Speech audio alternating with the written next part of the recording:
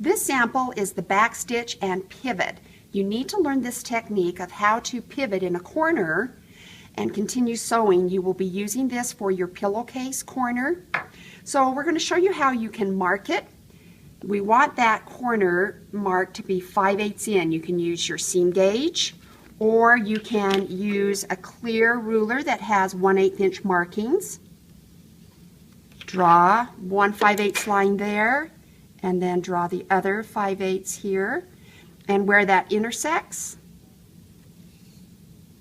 is the 5/8.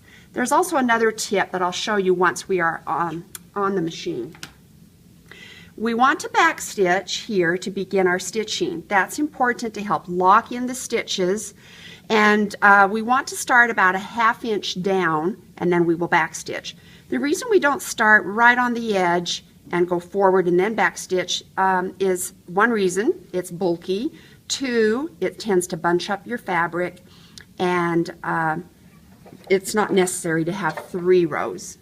So we'll start 1/2 inch in. Train your eye over here to the 5/8 line. There's also a little circle there that you can use to train your eye there. Now I like to have the needle in the down position, so I'm going to push this button right here. It's one of my favorite machine features. So every time I stitch, the needle will stay in the down position.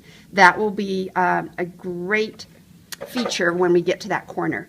Now the back stitch button is here. You can either hold it and go back, or you can hit it 2 times, and notice that the screen shows locked back stitch. So I've got it on locked back stitch. So we'll go up near to the edge, and then we'll push it once to release the back stitch. Now it will go forward. You don't push the fabric, you don't pull the fabric, you just guide the fabric. Now we'll stop when the needle is on the pivot corner, but also notice there is a line here at the bottom of the stitch plate.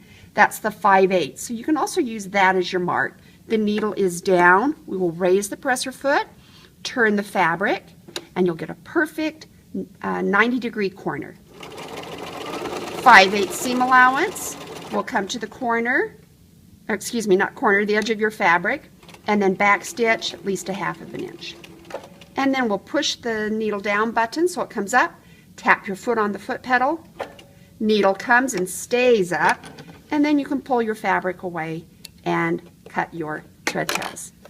So there's your back stitching and your perfect pivot right on the 5/8.